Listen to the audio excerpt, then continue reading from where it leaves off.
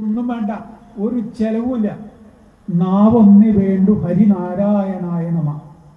നാമം മാത്രം മതി. നമ്മൾ മനസ്സറിഞ്ഞ് നാമം മാത്രം ചൊല്ലിയാൽ നമ്മളുടെ എല്ലാ പാപങ്ങളും തീരും. നമ്മൾ ഈശ്വരനോട് അടുക്കും.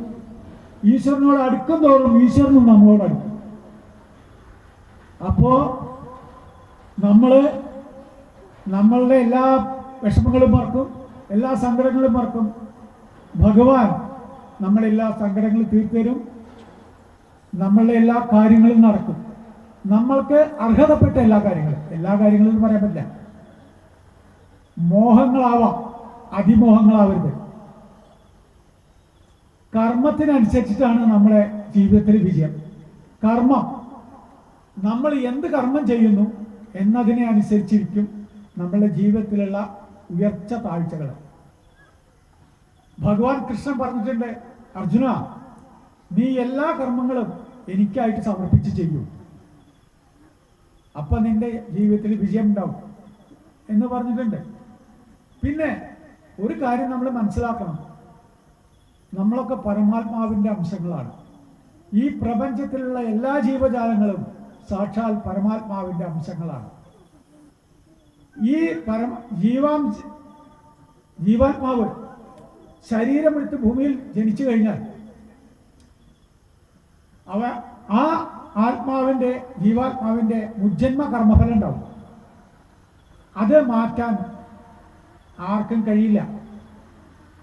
പിന്നെ ആ ജീവാത്മാവ് ചെയ്യുന്ന സൽക്കർമ്മങ്ങളും ദുഷ്കർമ്മങ്ങളും അനുസരിച്ച് അയാളുടെ ജീവിതത്തിൽ ഉയർച്ചയും താഴ്ചയും ഈശ്വരാനുഗ്രഹങ്ങളും അവസാനം മോക്ഷവും സംഭവിക്കും.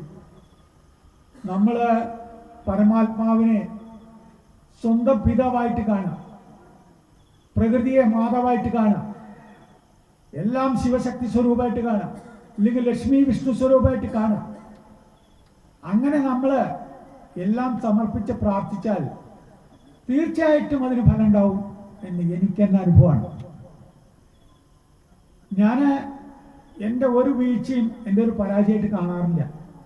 വീഴ്ച എനിക്ക് ഉയർച്ചയ്ക്കുള്ള ഒരു പ്രചോദനമാണ്. നമ്മൾ വീഴുമ്പോൾ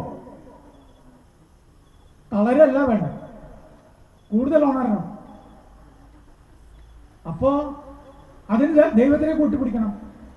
നമ്മുടെ ഉള്ളിലുള്ള ശക്തി ഈശ്വരൻ വേറെ എവിടെയല്ല, ക്ഷേത്രങ്ങളിൽ പ്രാർത്ഥിക്കാനുള്ള ഒരു സാഹചര്യം ഒരുക്കുന്നു, ക്ഷേത്രങ്ങളിൽ ദേവിയെ കുടിയിരുത്തുന്നു, ആവാഹിച്ചിട്ട് അവിടെ ചൈതന്യങ്ങളുണ്ട്, അവിടെ പ്രാർത്ഥിക്കുന്നത് വളരെ നല്ലതാണ്.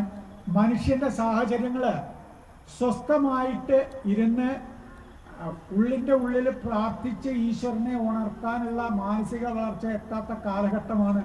അതുകൊണ്ടാണ് ക്ഷേത്രങ്ങളിൽ പോയിട്ട് നമ്മൾ പ്രാർത്ഥിക്കേണ്ടി വരുന്നത്. ക്ഷേത്രങ്ങളിൽ തീർച്ചയായിട്ടും ദൈവിക ചൈതന്യമുണ്ട്, അതിന് സംശയമൊന്നുമില്ല. പക്ഷേ സത്യത്തിൽ നമ്മുടെ ഉള്ളിൽ തന്നെ ഈശ്വരൻ ഉണ്ട്. ആ ചൈതന്യത്തിനെ നമ്മൾക്ക് ഉണർത്താൻ കഴിഞ്ഞാൽ നമ്മൾക്ക് വേറെ എവിടെയും പോകേണ്ട ആവശ്യമില്ല. പക്ഷെ അത് പെട്ടെന്ന് കഴിയില്ല. അതിന് മനസ്സ് അത്രയധികം വളരണം, നമ്മൾ അത്രയധികം അതിന് തയ്യാറെടുക്കണം, അത്രയധികം സഹിക്കാൻ തയ്യാറാവണം, അത്രയധികം ക്ഷമ വേണം. അപ്പോൾ മാത്രമേ അത് കഴിയുള്ളൂ. അപ്പോൾ ഭക്തി എന്ന് പറയുന്നത് എന്താണ്? ഭക്തി ഒരു സമർപ്പണമാണ്. ഈശ്വരനോടുള്ള ഒരു സമർപ്പണമാണ് ഭക്തി. നമ്മളെ തന്നെ ദൈവത്തിന് കൊടുത്ത് നമ്മളുടെ എല്ലാ സങ്കടങ്ങളും നമ്മുടെ എല്ലാ സന്തോഷങ്ങളും അദ്ദേഹവുമായിട്ട് പങ്കുവെക്കുന്നതാണ് ഭക്തി. നമ്മുടെ ആവശ്യങ്ങളൊക്കെ ദൈവത്തിനോട് പറയാം. നമ്മൾ മറ്റുള്ളവരോട് പറയാനേക്കാൾ നല്ലത് ദൈവത്തിനോട് പറയാം. കാരണം നമ്മളുടെയൊക്കെ എല്ലാം സൃഷ്ടിച്ച ആൾ മൂപ്പരാണ് ശരിക്കുള്ള അച്ഛൻ. അപ്പോൾ അങ്ങനെ ഈശ്വരനോട് നമ്മൾ വിധേയത്വത്തോടുകൂടി സമർപ്പണത്തോടുകൂടി നമ്മൾ പ്രാർത്ഥിക്കുകയാണെങ്കിൽ തീർച്ചയായിട്ടും നമുക്ക് അതിൻ്റെതായിട്ടുള്ള ഗുണങ്ങളും ഉയർച്ചകളും ഉണ്ടാവും എന്നുള്ളത് നിങ്ങൾ സംശയിക്കേണ്ട കാര്യമില്ല. അതിനൊക്കെ ഞാൻ തന്നെ ധാരാളം അനുഭവമുള്ള ആളാണ്. അപ്പോൾ ഭക്തി എന്ന് പറയുന്നത് അതാണ്. പിന്നെ സംഗീതം സംഗീതം ഭക്തിയായിട്ട് വളരെയധികം ബന്ധപ്പെട്ട് കിടക്കുന്നുണ്ട്. അതുകൊണ്ടാണ് ധാരാളം ഭക്തിഗാനങ്ങൾ ക്ഷേത്രങ്ങളിൽ വെക്കുന്നത്. ധാരാളം ഭക്തിഗാനങ്ങൾ നടക്കുന്ന ഭക്തി ഗാനങ്ങൾ എല്ലാവരും പാടുന്നത് എന്തുകൊണ്ടാണ്? സംഗീതമായിട്ട് ബന്ധപ്പെട്ടതാണ് ഭക്തി. എൻ്റെ വീട്ടിൽ എൻ്റെ അമ്മ ചെയ്തിരുന്നു. അമ്മ രാവിലെ 4 മണിക്ക് എണീറ്റിട്ട്, എൻ്റെ കുട്ടിക്കാലത്ത് എൻ്റെ ഓർമ്മ, ഞങ്ങൾ ഉണരുമ്പോഴേക്ക് അമ്മ എണീറ്റിട്ടുണ്ടാവും.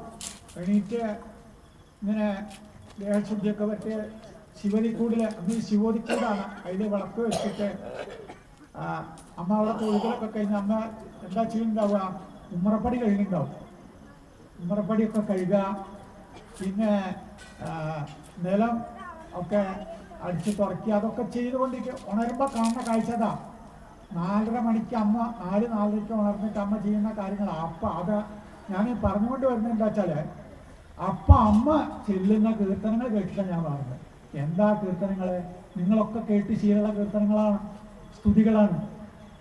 നരനായിങ്ങനെ ജനിച്ചു ഭൂമിയിൽ, നരകവാരിധി നടുവിൽ ഞാൻ, നരകത്തിൽ നിന്നു കരകേറ്റിയിടേണം തിരുവൈക്കം വാഴും ശിവശംഭു. അത് പിന്നെ നരകവൈരിയാം അരവിന്ദാക്ഷന്റെ ചെറിയ നാളത്തെ കളികളും ഇരുമൈ ശോഭയും കരുതി കൂപ്പുണ്ട്. അങ്ങനെ ശ്രീ പ്രളയപയോധിജലേ എന്ന അഷ്ടപതി ഇതൊക്കെ എൻ്റെ അമ്മ പാടിയിരുന്നു. അങ്ങനെ അതൊക്കെ കേട്ട് വളർന്നാണ് ഞാൻ. അന്ന് മുതലേ എനിക്ക് ഭക്തിയും സംഗീതത്തിനോടുള്ള താല്പര്യം ഉണ്ടായിരുന്നു. പിന്നെ എനിക്ക് ഓർമ്മ വെച്ച മുതൽ ഞാൻ പിന്നെ മച്ചുണ്ടായിരുന്നു വീട്ടിൽ, തറവാട്ടിൽ. പിന്നെ ഞങ്ങൾ ഉണ്ടാക്കിയ വീട്ടിലൊക്കെ മച്ചുണ്ട്. മച്ചിൽ ഭഗവാനും ഭഗവതിയൊക്കെ കുടിയിട്ടുണ്ട്. അപ്പം ഞാൻ അവിടെ ഇരുന്ന് പാടും അന്നത്തെ പഴയ ഭക്തിഗാനങ്ങൾ. വാഹി മുകുന്ദ പരമാനന്ദ പാപനിഹന്ത ശ്രീകാന്ത, അങ്ങനെ പാട്ടുണ്ടായിരുന്നു. പഴയ ഒരു ചിലമ്പലി എന്ന് പറയുന്ന സിനിമയിലത്തെ ഒരു പാട്ടാണ്. പിന്നെ ഞാൻ കഥകളിപ്പദം പഠിക്കാൻ പറയുമ്പോൾ കഥകളിയിലത്തെ നല്ല നല്ല പദങ്ങൾ